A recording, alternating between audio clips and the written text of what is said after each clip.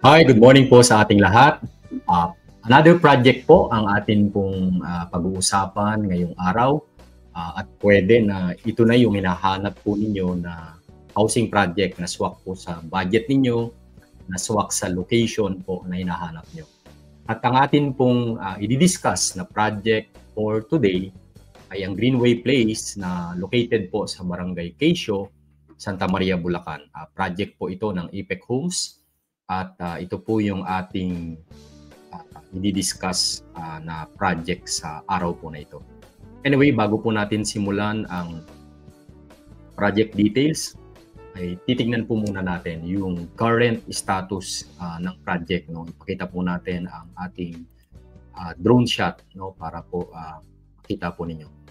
As of the moment, ang Greenway Place po ay nasa ongoing development na. No? From Metro Manila, around 45 minutes to 1 hour travel po itong ating project. Kung papansinin po ninyo dito po sa ating drone shot, mula po doon sa may logo, yan po yung papasok, no? May space po dyan sa left and sa right. Ang left portion po niyan ay gagawin po yung commercial space, no? Para po sa convenience ng atin pong mga homeowner na pwedeng dyan na po ang kanilang source ng mga groceries nila o kung ano man pong mga basic house needs, no? And sa right side naman ay magkakaroon po dyan ng provision for school, no? Ito pong portion po na yan, no? At of course, syempre, kung may school dyan, yung ating mga anak, no? Hindi lang natin alam pa kung ito ba ay pang elementary or kung pang high school, no? Pero basically, pang mga kids, no? So, dito po sa site natin, currently ongoing development, ang mga bungad po natin, dyan po yung mga duplex and townhouse with carport. Pero as of the moment, yun lang, sold out po yung ating mga duplexes and townhouse with carport. At ang atin pong i-discuss po sa inyo na availability ay yung pong mga regular townhouses po natin. In fact, ang Greenway Place, ito po ay currently sold out, no, previously. Nagkaroon lang po tayo ng mga reopen units. Ibig sabihin po kapag reopen units, ito po yung mga hindi nagtuloy na home buyers, and then ito po ay, of course, syempre, i-resell ulit, no?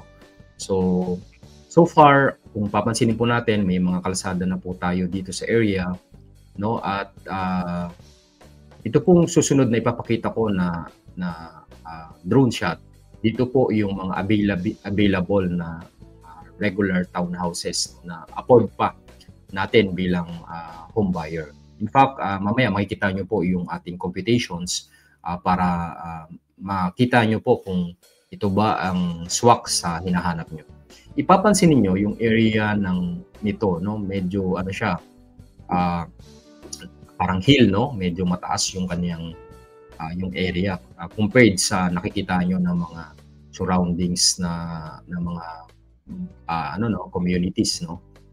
Kaya of course, syempre kung concern niyo, isa sa concern niyo ay sa tubig or sa pagbaha, no? Medyo mataas tong portion na to based sa observed by your eyes, no?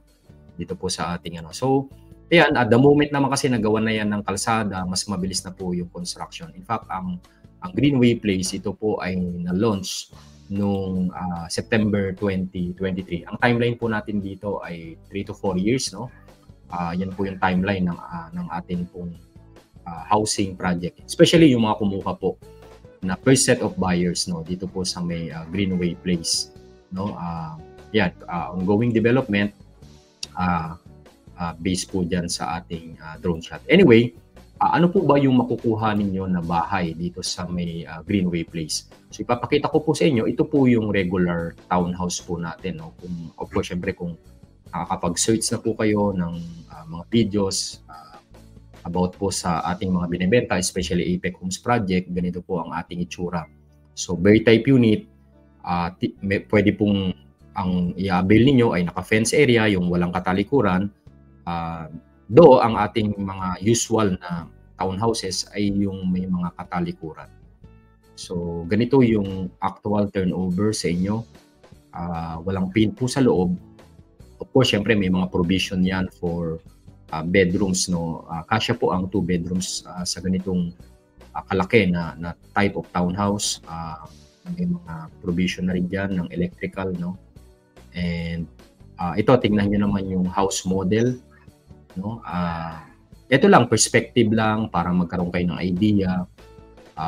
Paano nyo ba i-design yung inyong pong bahay, no?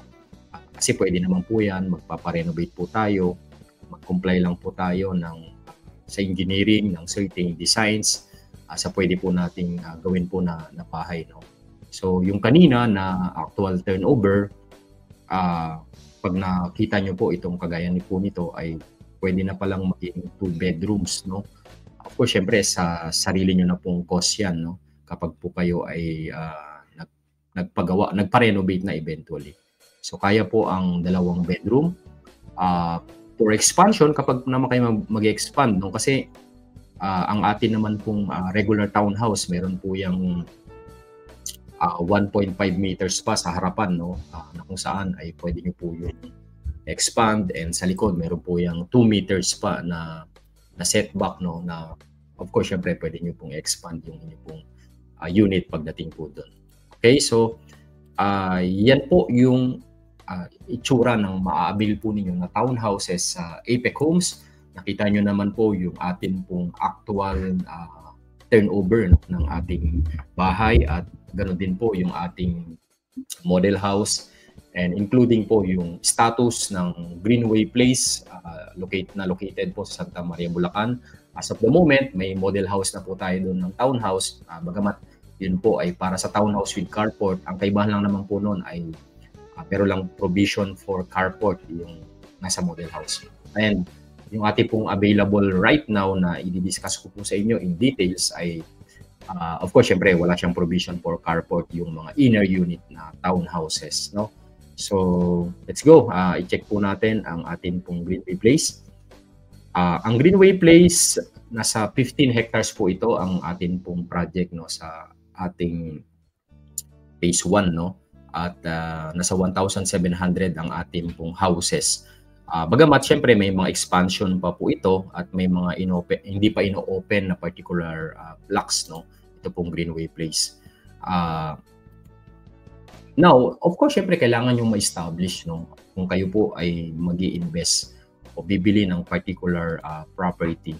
Hindi naman po yan na kapag tayo ay halimbawa naisipan po natin na bumili ng property ay bibili na lang tayo basta, no? So kailangan din nating tignan ang ating ang scenario kung appropriate ba sa hanap natin, based sa ating trabaho, di ba? So marami tayong certain considerations. Pero tulungan ko na lang po kayo, no, na bigyan kayo ng certain reasons bakit ba magandang mag-invest una sa Bulacan area. Kasi it comes from a Bulakenyo also, no, na nakatira sa Bulacan din, no. Kaya I can really say with conviction bakit ba kami tumira din sa Bulacan, no. So number 1, pwede nyo i-search po ito, yung atin pong upcoming international airport, no, saka po yung NSCR, yung parang PNR na railway, no, North-South Commuter Railway, sabay po yan. In fact, ang North-South Commuter Railway na train stations mula po Tutuban hanggang Malolos, Bulacan, ano na po yan, kitang-kita nyo na po yan along MacArthur Highway, no, na kung saan talagang malapit na talagang matapos, no. Kita nyo na yung elevation, no.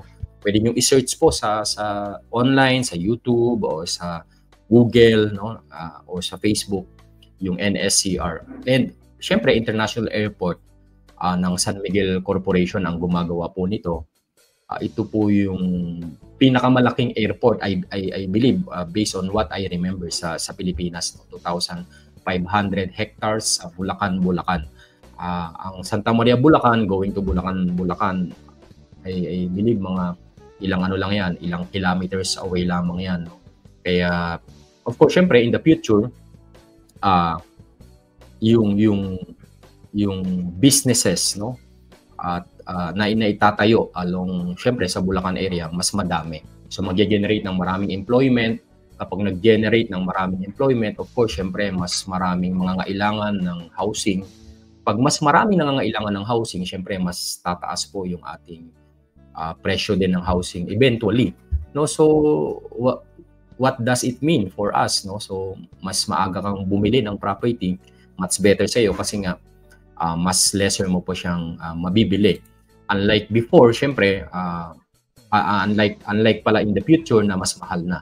And of course, syempre, unlike before na sobrang mura pa ng mga property. In fact, ako nagsimula po akong mag-campaign, magbenta sa Bulacan area. Dito po sa Santa Maria, Bulacan dati, 700,000 lang yung regular townhouse. Pero as of the moment, nasa 1.5 million na po yung townhouse, no, dito po sa atin pong area. No, kaya malaki na rin po ang tinaas ng mga property. May tinatayo din pong Northwind Global Cities. Ito po ay along NLEX sa Marilao and Bukawe, no? Of course, syempre, ito yung parang mini BGC po ito, no? Ano na to? May mga tinatayo na pong building dito. May tinatayo din ang Ayala dito sa Plaridel Bypass, no? So marami pong development sa Bulacan. Bukod diyan, syempre, yung close proximity ng Bulacan sa Metro Manila.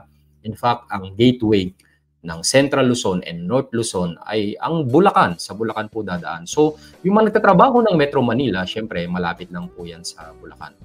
And isa pa, syempre, kung papansinin natin, you can search, pwede nyo pong mag-search ng mga developments, condo developments maybe sa Metro Manila. Kung sumusweldo ka lang ng 50,000 and below, medyo malabo po yata na makabili ka ng condo, na typical na condo. Or kahit na qualified ka, medyo mahihirapan ka sa monthly. Kasi maswerte na siguro kung makakuha po kayo o makakita po kayo ng 3 million. Pero based sa amin pong mga binibenta, kapag 3 million po ang property, minimum po niyan, 50,000 ang inyo pong salary, no? Kaya po yung mga sumusweldo ng 50,000 and below, gustuhin man po natin, no? Pero ang ating pong capacity din talaga ay mga housing project na located po outside Metro Manila or outside NCR. At ito po tayo makakuha sa mga nearby locations kagaya po ng Bulacan. No? So dahil na rin sa prices ng mga condominium sa Metro Manila, diba? So yun po yung mga reasons, no, bakit magandang mag-invest. Bakit naman Santa Maria, Bulacan? As of the moment, alam nyo po, bilang nakatira po sa Bukawe, Bulacan, katabi lang po ng Santa Maria, Bulacan, wala na mga project sa Bukawe, no, na ang Bukawe kasi NLEX lang po, no, 15 to 20 minutes away ay nasa nasa Balintawak, Quezon City ka na. Napakalapit po ng Bukawe, no. At ang Santa Maria, Bulacan, boundary lang po ng Bukawe, no. So ang Santa Maria ay napakalapit lamang, no? At first class municipality po ito sa Bulacan. At malaki po ang land area ng Santa Maria, Bulacan. If my memory is right, parang ito ay ang second most populous municipality in Bulacan, no? 30 kilometers lang yung distance nito mula Balintawak, Quezon City. 30 to 45 minutes travel po, no? Of course, syempre depende po yan kung matraffic po sa particular area. At of course, syempre, located po dito ang Philippine Arena sa boundary ng Bukawe and Santa Maria, Bulacan. Alam nyo naman, marami pong mga events na kinokonduct sa Philippine Arena. At of course, syempre, sa mga investor, no? Sa mga gustong mag-invest, pwedeng pag meron kasing events sa Philippine Arena, wala naman pong mga hotels pa dito sa area, ay pwede kang magkaroon ng parang Airbnb type na paupahan, no? Kung saan yung mga manonood ng concerts or kung may mga events, pwede mong paupahan yung sarili mong bahay. Bukod pa dun sa pwede mo talagang i-parent yung bahay mo, no? So, yun yung mga advantage ng dito, no? 15 to 20 kilometers away sa ginagawang New Manila International Airport sa Bulacan, Bulacan. And 10 kilometers away lamang sa NSCR, no, papunta sa Bukawe. So napaka-strategic ng location ng atin pong area. Of course, syempre ang mga way currently, no? Kung gusto mong pumunta ng SM North, Trinoma, may P2P bus po dito sa Bukawe, Walter Mart Santa Maria, and even sa Kaipumbo Santa Maria. Kung papunta naman kayo anywhere from Metro Manila, pwede niyong i-traverse ang papuntang Monumento. Marami pong bus going to and from sa Monumento. And also kahit sa Divisoria or Santa Cruz, Manila, no? Tutuban, especially Tutuban, no? Kasi ako naranasan ko rin mag-commute papunta ng Tutuban. Very convenient mag-commute. Dire-diretso lang po talaga papunta ng Bukawi and Santa Maria, Bulacan. No? Of course, syempre isa sa kino-consider natin sa pag-avail ay ang developer, no? Makakapag-deliver ba ang isang housing developer sa particular development? Mai-turn over ba ang ating mga units, no? Of course, syempre, isa na dito sa category ng affordable housing project ang APEC Homes or yung the new APEC Development Corporation, na kung saan na-establish ito noong 1997. No? So, ang APEC Homes nakapag-build na ng over 80,000 homes sa iba-iba pong location like Laguna, Cavite, Batangas, Rizal, Bulacan, Quezon, Tarlac, and Pampanga, and many other locations pa na kung saan nag-expand ang APEC Homes. No? So marami na pong project ang APEC Homes and awarded na top developer. No? Ang isa sa top developer ang APEC Homes. No? Okay, so basically yan. Ang location map po natin, no, pagdating po dito sa ating area, hindi ko lang na yung video ko, no, hindi ko lang na-cover dito. Bababa ka lang po sa Quezon, kanto ng Quezon, and then sasakay na po kayo ng tricycle kung commute. Pero kung kayo naman po ay merong sariling sasakyan, ipin nyo lang po yung Greenway Place, napipin na naman na po yun. Okay? Mga 10 to 15 minutes away from Walter Mart Santa Maria, Bulacan. Of course, ang basic naman, features and amenities, may entrance gate, kagaya ng nakikita nyo po sa drone shot kanina. May commercial space po dyan. Magkakaroon po ng provision for school. Hindi lang po na ipakita dito. No? Of course, syempre, yung usual po na clubhouse, na kung saan pwede po dito ang mga events, no? Birthdays, or mga particular events ng family. Yan naman po yung kasama. Meron po diyang basketball court, no? Centralized water supply, no? Meron po diyan, and even po yung atin pong sa waste management, no? Site development plan. So far itong pinapakita ko po mga green sa inyo, no? Diyan po yung may mga few available units, no, na pamimilian, mga reopen units na lang, kaya hindi na po yan mas marami, no. Kanina pinakita ko na sa inyo yung model house, no. Pero ito lang para lang meron kayong picture. So ito po yung typical na regular townhouse ng APEC Homes. Ito yung mga inner unit. Meron pong end unit. Kapag mga 54 square meter na end unit, ganito po yan. Instead na meron pang bahay na nilagay, no, doon sa particular block, hindi po naglagay. So space po yan na kung saan ay hati po ang dalawang magkatabing end unit. No? Corner unit, syempre, in between two roads, so kanto. No? At yan ang pinaka best spot sa particular subdivision. No? Townhouse with carport, mas malaki lang po yung space sa harap. Bagamat right now wala pong available. Pero kung ito po ang inaay po ninyo, ay pwede po kayong mag-abang ng open units for the townhouse with carport. No? So yan, mas malaki lang po yung lote po ninyo compared sa regular townhouse. No? Sample lang po ito. And unit, yan. Okay. And corner unit, same lang naman, no?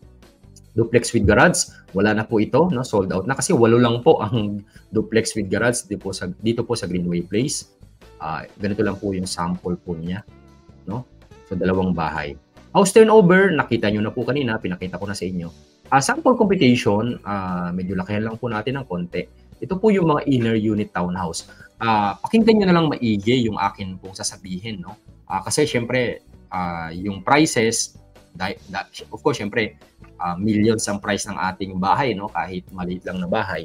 Pero maging particular lang po kayo sa mga babayaran. So sa typical inner units, ang babayaran po ninyo na reservation fee ay 6,000.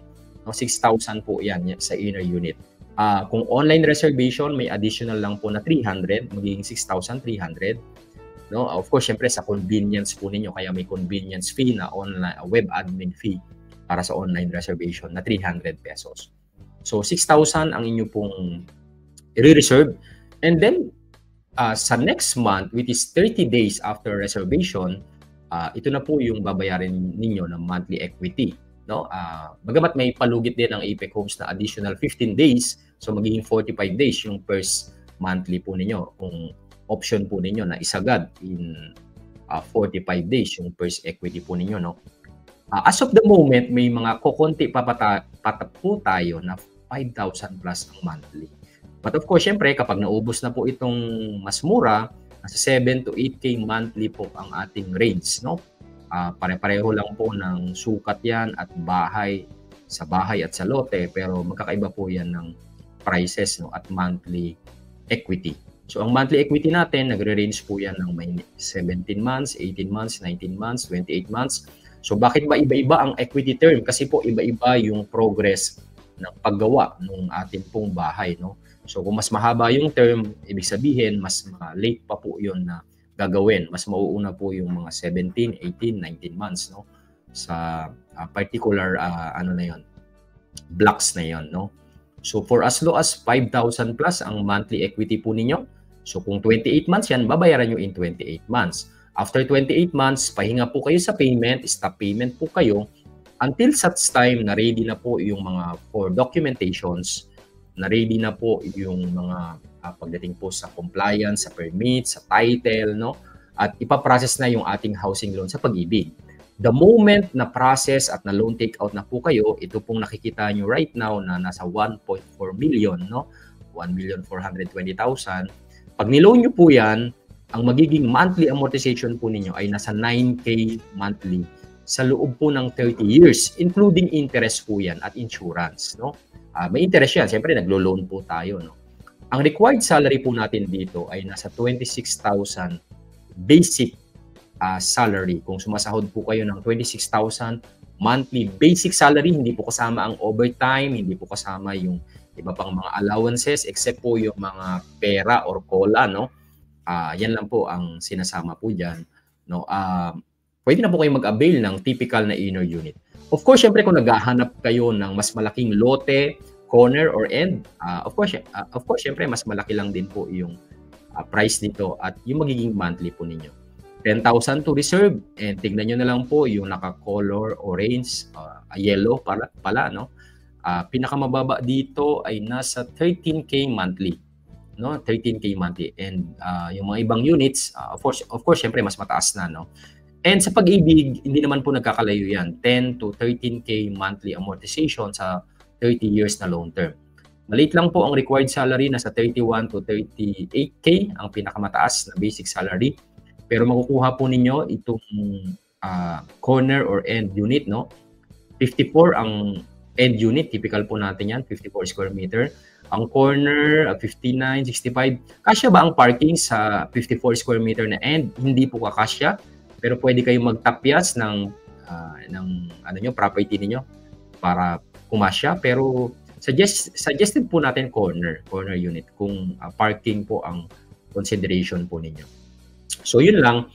At kung titignan po ninyo mula sa gate, ito pinpoint lang natin saan ba yung particular na available, no? Yung mga nakadot po yan ng pula, no? Yan po yung mga available natin.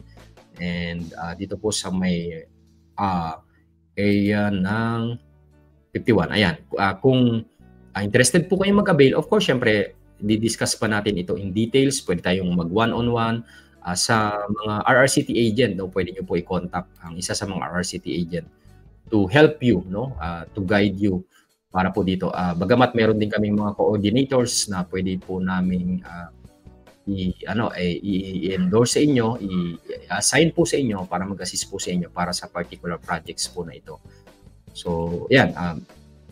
Basically, ito po ang ating mga available, no? Ano bang kailangan, no? Ang kailangan mo kapag ikaw ay locally employed, latest 1-month payslip, no? 2 valid IDs mo, isang company ID at isang government ID.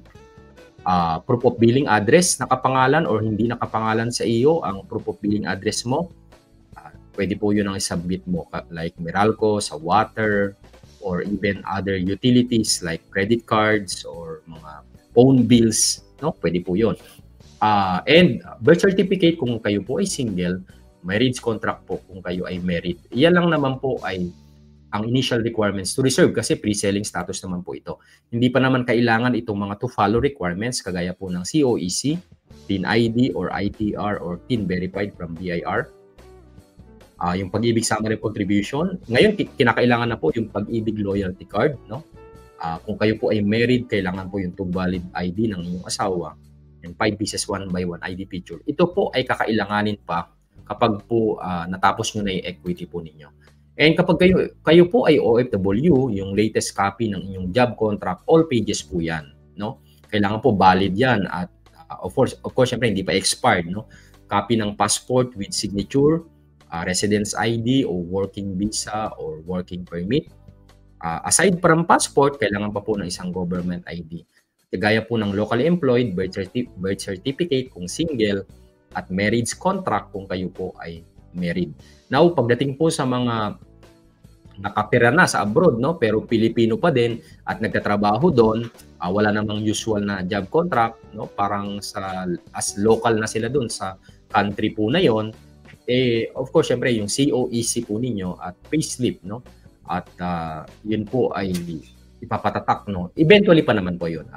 Pwede naman na signed muna yung COEC po ninyo na i-request po ninyo sa company ninyo, no. So, and then to follow, kagaya po ng locally employed, ang naiba lang po dito ay yung special power of attorney. No? Na kung saan, syempre, kakailanganin po natin ito para sa ating representative dahil po nasa abroad tayo, hindi naman tayo makakapag-process, makakapag-sign ng documents. No? Kaya ito po yung kailangan natin in addition doon sa mga sinabi nating initial requirements. Okay? So kung kayo po ay interesado, i-message nyo po kami sa RRCT Realty, no? Any RRCT Realty agents na ganito po ang uniform, pwede nyo po i-contact para tulungan kayo. At kami naman po ay, gaya na sabi ko po kanina, meron po kami mga assigned coordinators na pwede pong mag-assist sa inyo para po mas maservisyuhan kayo better sa inyo pong journey sa pag-avail ng inyo pong dream home. Dahil po ang RRCT Realty ay kapartner po ninyo sa pag-abot ng pangarap po ninyong magkabahay. So kung kayo po ay interesado at naghahanap ng property, maybe you're looking for other properties, no? Sa Bulacan area ay marami po tayong pamimilian na properties. Pwede nyo po kami i-contact para tulungan po kayo sa inyo pong journey sa dream house po ninyo, no? At kung kayo po ay nakita nyo, no, okay, gusto ko sir kumuha dyan sa Greenway Place sa Santa Maria, Bulacan, habang meron pa, mag-message po kayo, no? Pwedeng sa video na to, o kung may nakita po kayo na kagaya po ng uniform ko, no, na RRCT Realty agent, message po ninyo. At you can also verify to me kung yun ba ay part pa din ng RRCT o part ng RRCT Realty, no?